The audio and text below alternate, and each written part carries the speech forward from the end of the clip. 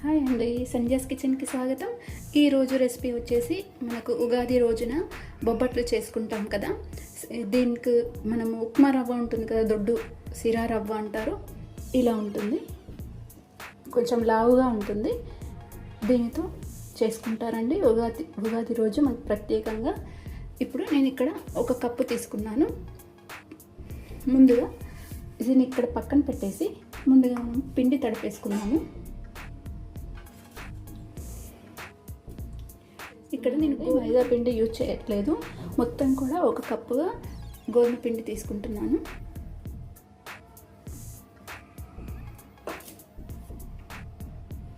ఇప్పుడు ఇందులో కొంచెం ఉప్పు వేసుకోవాలండి, చాలా కొంచెంగా ఇంత ఉప్పు వేసుకోవాలి. ఇప్పుడు ఇందులోనే కొంచెం నెయ్యి వేసుకోవాలండి. నేను ఇక్కడ 1 టీ స్పూన్ వరకు నెయ్యి వేస్తున్నాను.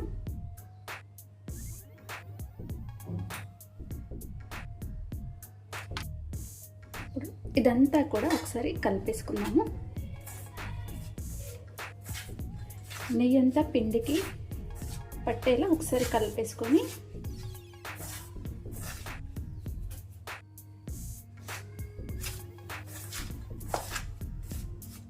నెయ్యికి బదులు నూనె కూడా వాడవచ్చు, కానీ నెయ్యి వేసుకుంటే చాలా టేస్టీగా ఉంటాయి.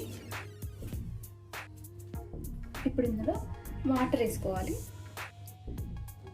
మనం చపాతీ పిండి ఏ విధంగా తడుపుకుంటామో అదే విధంగా తడుపుకోవాలి, కాకపోతే కొంచెం మెత్తగా ఉండాలి.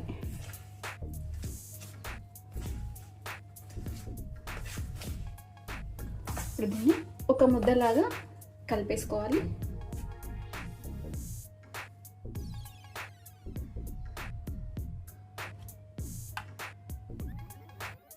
చూడండి, ఇలా పిండిని తడిపేసుకున్నాం కదా. మరొక 1/2 స్పూను నెయ్యి వేసేసి ఒకసారి కలిపేసి ఇలా ఉంచుకున్నాము.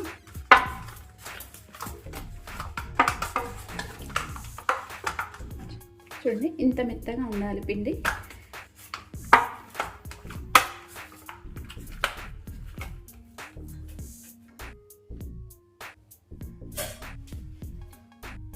దీన్ని మూత పెట్టేసి ఒక 15-20 నిమిషాలు దీన్ని పక్కన పెట్టేద్దాం. ఇప్పుడు పాన్ పెట్టుకోవాలని, పాన్ పెట్టుకున్న తర్వాత మరొక 1/2 స్పూన్ వరకు నెయ్యి వేసుకోవాలి.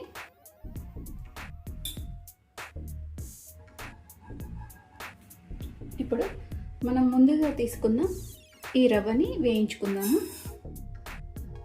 ఎక్కువగా అవసరం లేదండి, 1 నిమిషం పాటు కొంచెం కలర్ చేంజ్ అయ్యే వరకు వేయించుకుంటే సరిపోతుంది. మీడియం ఫ్లేమ్ మీద పెట్టుకొని వేయించుకోవాలి.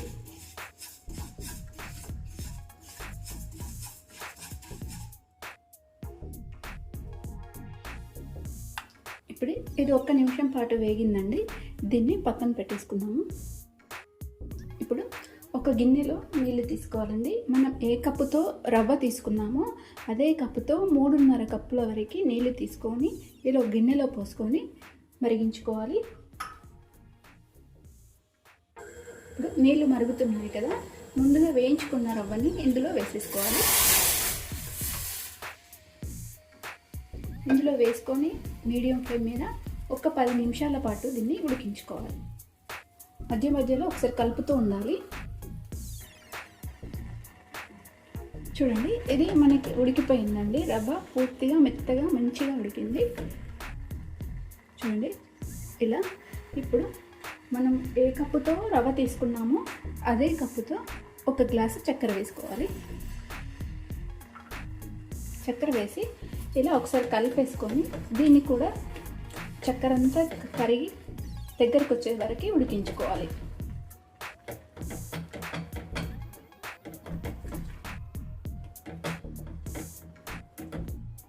ఇలా పలుచగా ఉంది కదా, ఇప్పుడు మనకు కొంచెం దగ్గరికి వచ్చే వరకు ఉడికించుకుందాము.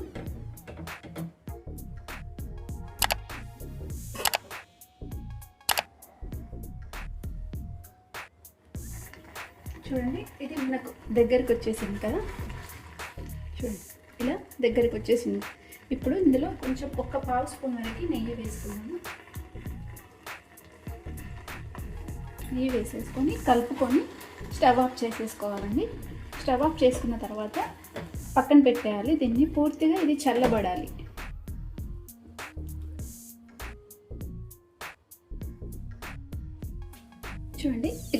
పూర్తిగా చల్లబడిందండి.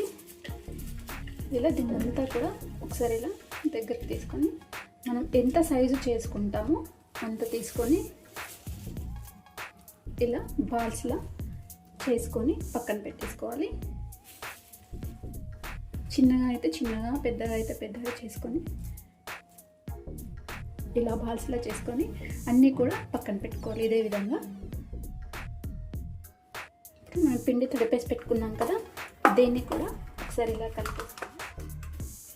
మనం ఎంత సైజు చేసుకుంటామో చూసుకొని పిండి కూడా తీసుకోవాలి. ఇలా ముద్దలా చేసుకొని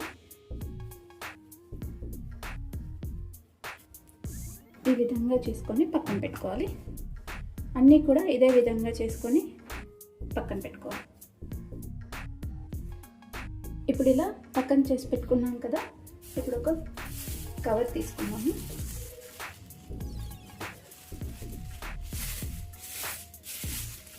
ఇలా ఒక కవర్ తీసేసుకొని దీనికి కొంచెం ఇలా నెయ్యి స్ప్రెడ్ చేయాలి. నెయ్యి లేదా నూనె ఏదైనా పెట్టుకోవచ్చు. నెయ్యి పెట్టుకుంటే టేస్ట్ బాగా ఉంటుంది, తిన్నా కొద్దీ తినాలనిపిస్తుంది, అంత బాగుంటాయి. ఇప్పుడు ఇలా చేసుకొని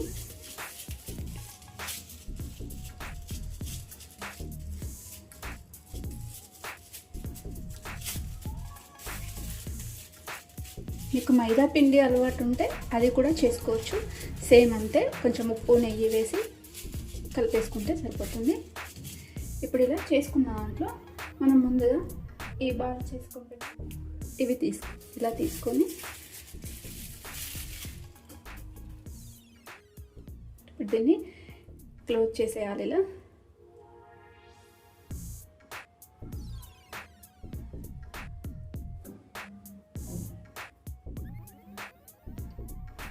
మనకు బయటకు రాకుండా చూసుకోవాలి.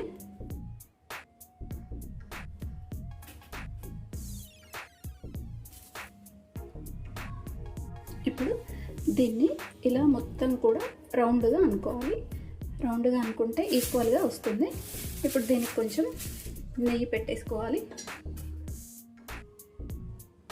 ఇప్పుడు ఇలా కొంచెం చెయ్యికి నెయ్యి పెట్టేసుకుంటూ ఇలా మెల్లగా ఒత్తుకుంటూ చేసుకోవాలండి. మనము ఈ బొబ్బట్లు అనేది మనం పల్చగా కావాలనుకుంటే పల్చగా చేసుకోవచ్చు, అలాగే కొంచెం లావుగా ఉండాలనుకుంటే లావు కూడా చేసుకోవచ్చు. మెల్లగా ప్రెస్ చేసుకుంటూ ఒత్తుకోవాలి.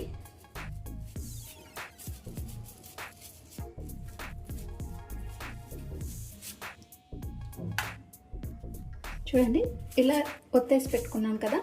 ఇప్పుడు తావ పెట్టుకుందాము. మనకు తావ కూడా వేడైంది. 1/2 స్పూన్ నెయ్యి తీసుకొని స్ప్రెడ్ చేసుకోవాలి. నూనె కూడా వేసుకోవచ్చు, కానీ నెయ్యితో కాల్చుకుంటే చాలా టేస్ట్ ఉంటుందండి. మనకు తింటే ఇంకా తినాలనిపిస్తుంది, అంత బాగుంటుంది టేస్ట్. ఇప్పుడు దీన్ని ఇలా వేసేసుకోవాలి. మీడియం ఫ్లేమ్ మీద ఉంచుకొని కాల్చుకోవాలి. ఇప్పుడు ఇది ఒక సైడ్ తిప్పేసుకున్నాము.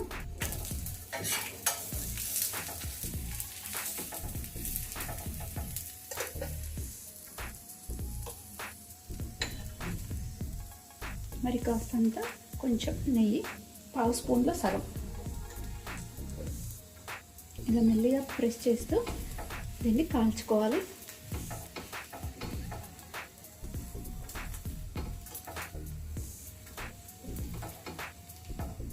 పప్పుతో చేసినవి కూడా చేసుకుంటారు, కానీ ఉగాది రోజున ప్రత్యేకంగా ఈ సొజ్జ బూరెలు అనేది చేసుకుంటారండి. నెయ్యితో కాల్చుకోవడం ఇష్టం లేని వాళ్ళు నూనెతో కూడా కాల్చుకోవచ్చు.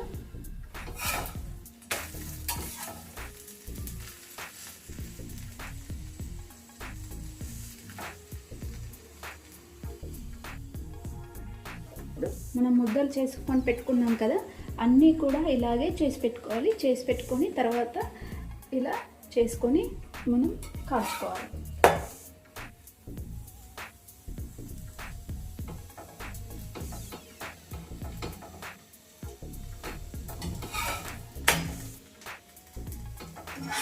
రెండు వైపులా మంచిగా దోరగా కాల్చుకోవాలి.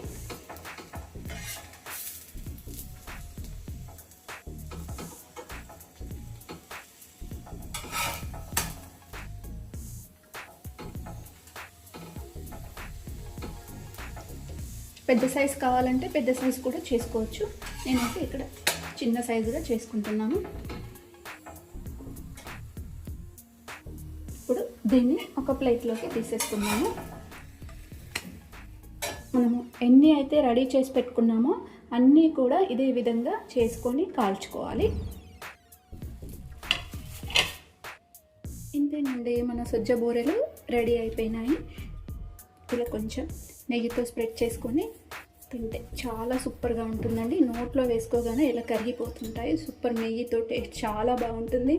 అలాగే చాలా ఈజీగా కూడా చేసుకోవచ్చండి. ఈ పప్పు బూరెల కన్నా ఇవి తొందరగా అయిపోతాయి. అలాగే ఈ రెసిపీ నచ్చితే మీరు కూడా ఒకసారి ట్రై చేయండి. ఉగాది రోజున తప్పకుండా మీరు కూడా మీ ఇంట్లో తప్పకుండా ట్రై చేయండి. అలాగే ట్రై చేసిన తర్వాత ఎలా వచ్చిందో కామెంట్ సెక్షన్లో మెన్షన్ చేయండి. లైక్ చేయండి, షేర్ చేయండి, నా ఛానల్ని సబ్స్క్రైబ్ చేయండి. Thanks for watching.